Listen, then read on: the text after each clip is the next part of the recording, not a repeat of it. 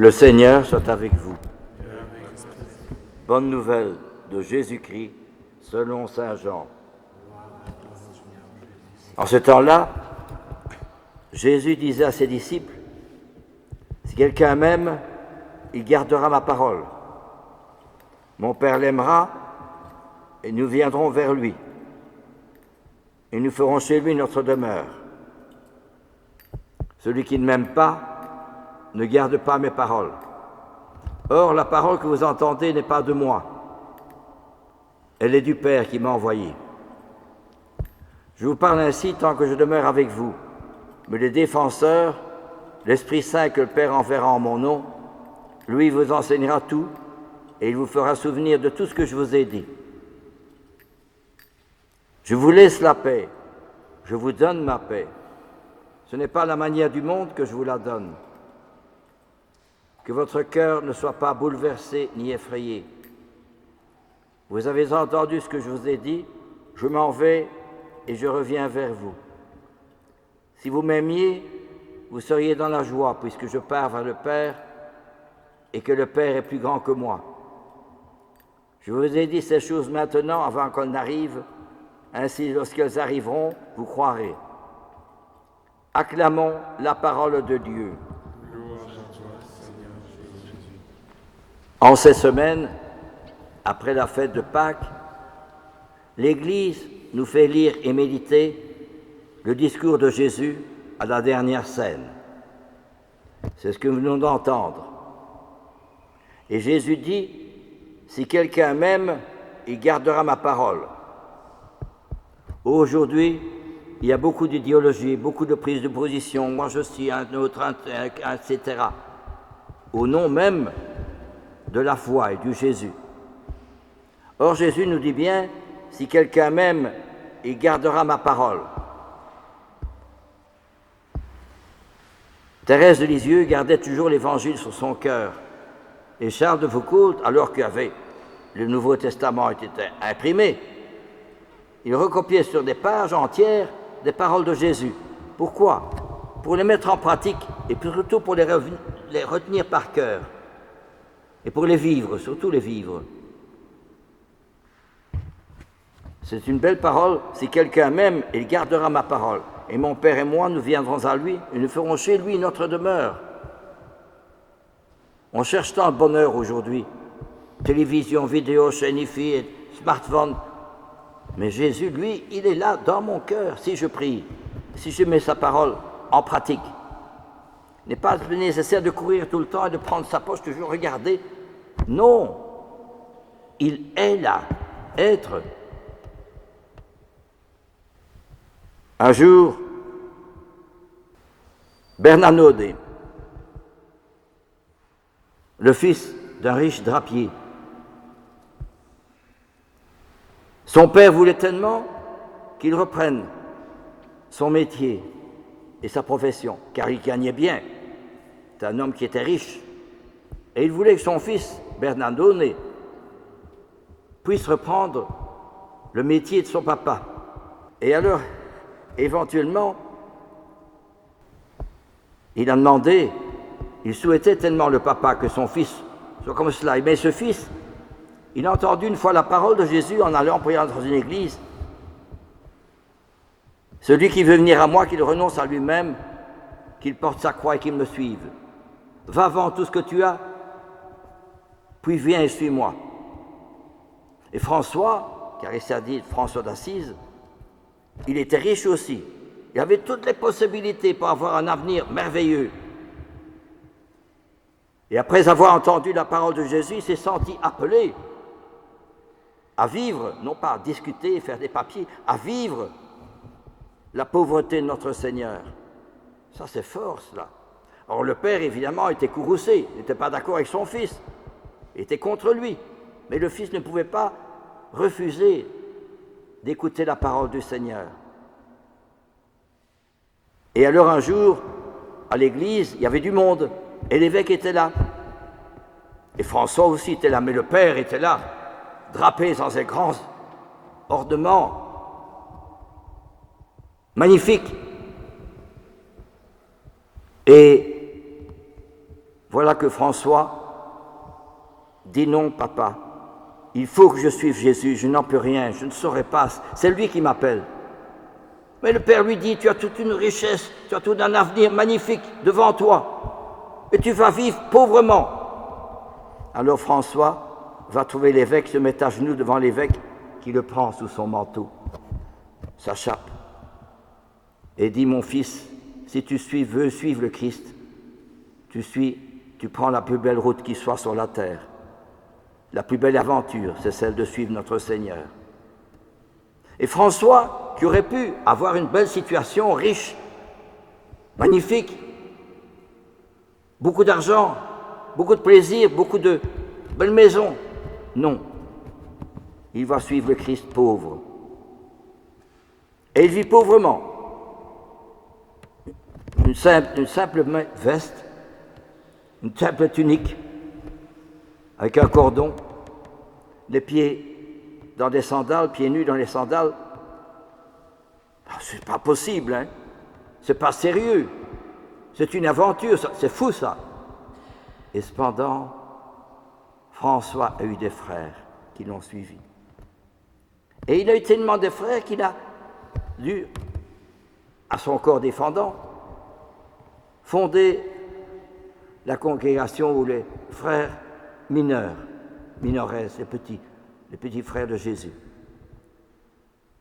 Eh bien, il aurait pu suivre son papa, mais du fait même qu'il a suivi la pauvreté de Jésus, l'évangile de Jésus, la vie de Jésus, il a eu un rayonnement extraordinaire. C'est le paradoxe de l'évangile. S'il avait suivi son papa, peut-être qu'il aurait été bien, mais c'est tout. Mais en suivant notre Seigneur, il a touché les âmes. Il a eu un monde merveilleux de beaucoup de jeunes qui l'ont suivi. C'est le paradoxe de la croix. C'est bien ce que dit Jésus. Si quelqu'un m'aime, il gardera ma parole. Mon Père l'aimera. Nous viendrons chez lui et nous ferons chez lui notre demeure. Et il dit encore, l'Esprit Saint sera avec vous, il vous rappellera tout ce que je vous ai dit. Et François méditait l'Évangile. Toujours, il avait toujours son Évangile avec lui, il le méditait. Où qu'il aille, il avait toujours en poche l'Évangile. Tellement il désirait, il avait soif d'imiter Jésus, de faire comme Jésus.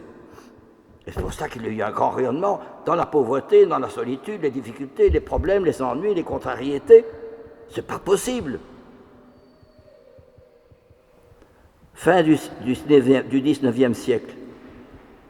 Il y avait un papa aussi qui avait une belle situation, belle profession, magnifique. Et il souhaitait que son fils Gustave puisse prendre aussi la succession des affaires de son père. Mais le fils aussi a entendu l'appel de Jésus. Il a dit, je n'en peux rien. Il faut que je suive l'appel de Jésus. Il est entré chez les moines, chez les trappistes, fin du siècle passé, fin du 19e siècle. Le père était outré, courroucé, il n'était pas d'accord, pas du tout. Et le fils est allé voir plusieurs fois son père. Non, pas question de te voir. Je m'oppose à toi, catégoriquement. Et le père était âgé. Et le fils avait rencontré beaucoup de moines et de religieux. Et il est allé voir Clémenceau, le ministre Clémenceau, au début du XXe siècle, qui avait dit, les moines, ça ne sert à rien du tout, il faut fermer les abbayes, il faut fermer les monastères. Et avec des soldats, on fermait les monastères. Et Don Chautard, il s'appelle Don Chautard, le fils de M. Chautard, il était animé d'un zèle jaloux de notre Seigneur. Il avait beaucoup de contacts avec les moines, avec des laïcs, avec des ministres.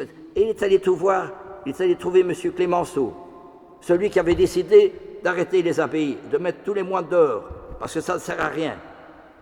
Il est allé le trouver. Il avait du courage. Alors il a parlé avec Clémenceau, le ministre. Et il a tellement bien parlé que le ministre lui a dit « Tu es devenu mon ami », alors que Clémenceau mettait les moines dehors. Et il lui a dit « Viens parler au gouvernement ». Mais ça s'est quand même fait. Mais n'empêche que Don Chautard a eu un rayonnement extraordinaire. Il avait écrit un livre Je retombe plus sur le titre du livre, magnifique, que beaucoup de gens et beaucoup de prêtres, d'évêques ont lu. L'âme de tout apostolat, voilà son titre. Extraordinaire, que j'ai lu aussi quand j'étais jeune séminariste. Un livre magnifique. Et cependant, si Don Chautard avait suivi son papa, bien sûr qu'il faut écouter les parents. Mais il y a un appel plus véhément, plus profond, plus enraciné, qui est l'appel de Jésus, comme François d'Assise. Et Gustave, il a suivi cet appel, il est entré comme moine. Il a eu un rayonnement extraordinaire. Don Chautard a eu un rayonnement extraordinaire. Il est mort en 1935, décembre 1935. Extraordinaire. Et il y a eu un monde fou à son enterrement, et on a parlé encore de lui après, des années après. S'il avait suivi son papa, bien sûr, c'était bien, mais il aurait eu une profession où il avait de l'argent, il pouvait être dans les pays étrangers, il aurait eu bien sûr une notoriété, mais pas la notoriété des âmes, pas la vie intérieure, pas le zèle des âmes, pas la soif de sauver des âmes. Il n'aurait pas eu. Mais comme étant, il a répondu à l'appel de Jésus, il est devenu un rayonnement extraordinaire, un ouragan de gloire. C'est cela que peut-être nous avons oublié. Est-ce que l'Évangile, la parole de Dieu nous dit? Il n'a pas besoin du soleil ni de la lune pour l'éclairer, car la gloire de Dieu l'illumine. C'est bien vrai. Pourquoi? Sa lumière, c'est l'agneau. Pourquoi? Parce que l'agneau, quand on va à la messe, au Gloria, vous dites, l'agneau de Dieu qui enlève le péché du monde. Et vous répétez ça avant la communion. Voici l'agneau de Dieu, voici celui qui enlève le péché du monde. Qu'est-ce que ça veut dire? François d'Assise l'a compris, Don Chautard l'a compris. Imitez notre Seigneur. Tout balayer. Suivre Jésus dans sa pauvreté, dans son amour, dans son don de soi, dans son sacrifice, dans son humilité. C'est extraordinaire. Ce n'est pas eux qui le voulaient, mais ils en étaient immergés, pénétrés, transfigurés par cet amour du Christ. Voilà ce qu'il nous faut aujourd'hui. S'il y a tant de problèmes dans nos sociétés, tant de guerres aussi, et tant de choses qui ne vont pas dans les familles, pas plus tard qu'il y a 3-4 jours, on me téléphone. Une dame qui est assistante infirmière pour une dame âgée qui a 94 ans et qui est malmenée par ses propres enfants. Et elle souffre, cette maman. Et cette dame m'a dit, téléphonez-lui. Elle se souvient encore de vous, ça lui fera plaisir que vous lui téléphoniez. Et quand elle m'a raconté comment cela a été, je suis tombé nez nu. Que de personnes âgées aujourd'hui sont oubliées, sont délaissées. Ça ne rapporte pas. Si j'étais plus jeune prêtre, j'ai mon âge, si j'étais plus jeune prêtre, 50 ou 60 ans, j'irais dans les hôpitaux ou dans les homes. S'il y a des personnes qui sont seules, j'irai les trouver et parler avec elles. Pas pour imposer, pas pour parler de la foi, mais simplement pour témoigner d'un peu d'amour, un peu de paix, un peu de lumière, un peu d'espérance. Pour ces personnes, il n'y a plus rien, sauf celles qui prient. Mais il n'y a plus beaucoup de prêtres aujourd'hui. À qui la faute?